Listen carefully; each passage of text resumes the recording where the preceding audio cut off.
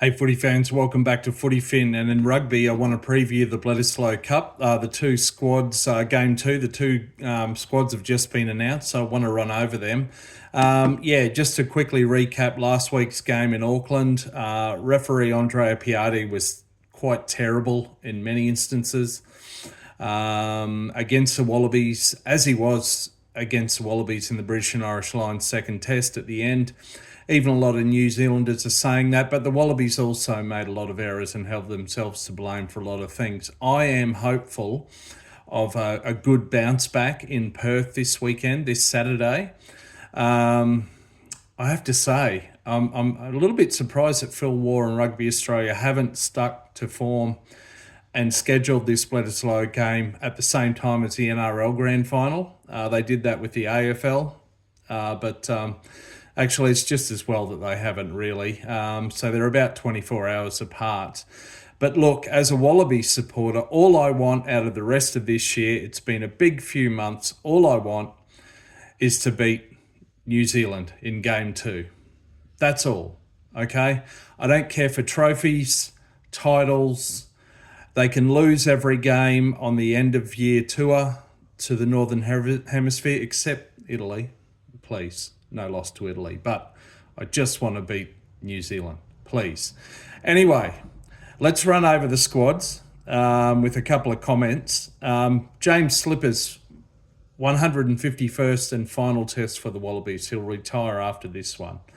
Want to quickly run over the All Blacks. I'll run through them from starting at fullback through to 15 through to 1. So Will Jordan at fullback, Leroy Carter on the wing, and Lester Fainga'a-Nuku comes on. I think that's his first test start for the year.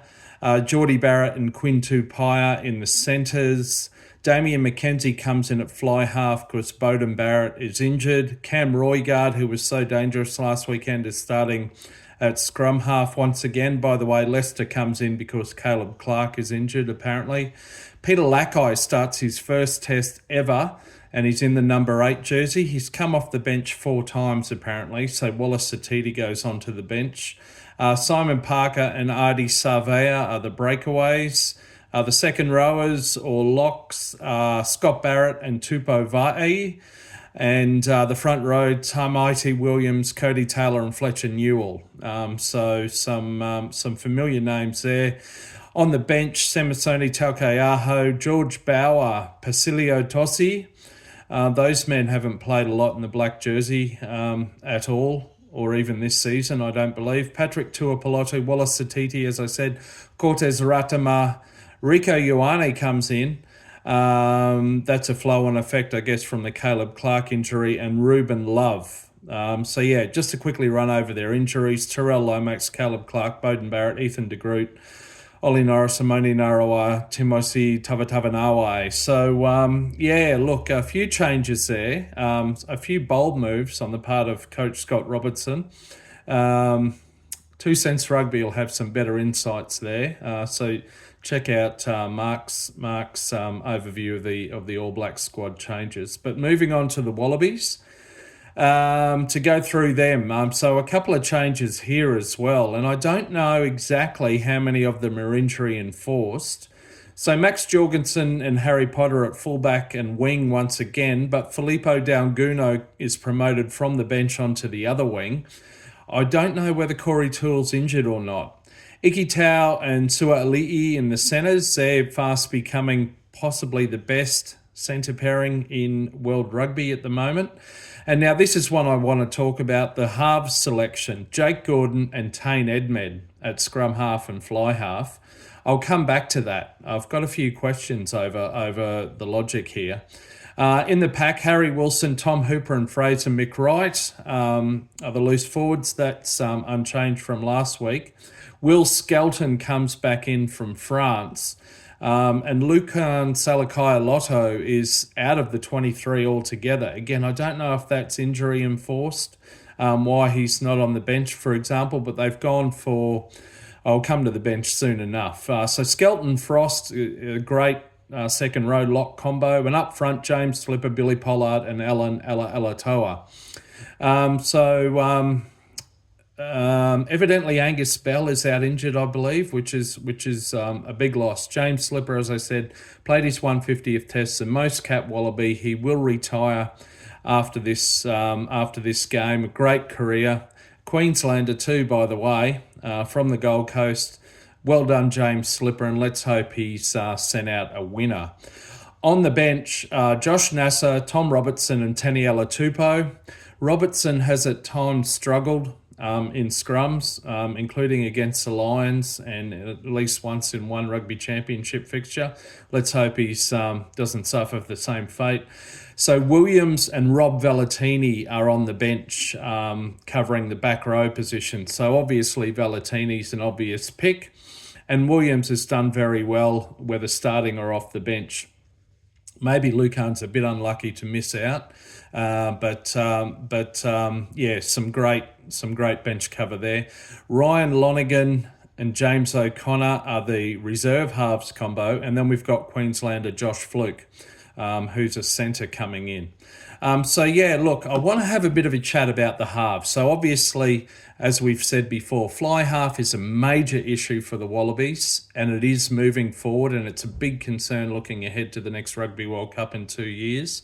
So Schmidt here has gone with a New South Wales Waratah halves combo to start, and I don't have an issue with that. Of course, Tate McDermott is injured. What I want to know, though, is why is Ben Donaldson not being factored in here? He played last weekend for the Western Force against the Reds. That's the third round of Super Rugby AU. I don't know, I must admit, if he played in rounds 1 or 2, but he's there, and I just don't understand why he's not in the conversation at all. I haven't read any press on this. And I know Nick White has retired twice now in recent months, but it wouldn't have hurt playing in Perth to have an all-Western Force halves combo in White and Donaldson, and then put this Waratahs combo on the bench. James O'Connor, look, he had a shocker really in a number of aspects last weekend in Auckland. For reasons not fully clear to me, and I don't know if this comes down to O'Connor or his new club Leicester or Rugby Australia, probably some combination, but in a ridiculous move, he moved to the UK only to turn around within, I think, 24 hours and fly back. So it's no wonder in a way, and he's 35 years old, that he was all over the place.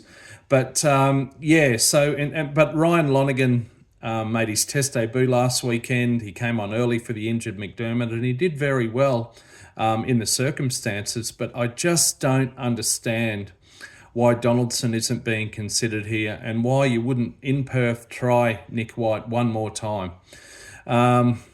Tane Edmed, look, he's developing as a reasonable player, but throwing him into a Bledisloe Cup fixture for only his second ever test start, I don't know. I'm not convinced, but look, I hope that this Waratahs halves combo does very well. I don't know if Edmed's ever started a test with Leniki Tau outside him. I don't believe he has. I think they've played minutes with him coming off the bench at some point or other. But yeah, anyway, that's the biggest question mark for me over selections. Obviously, I trust Joe Schmidt. Looking forward to this one. As I said, quietly optimistic, but who knows? Let's hope for an improvement over the Wallabies' performance in Auckland this weekend in Perth. I'm going to go find a rolling mall to stick my head in.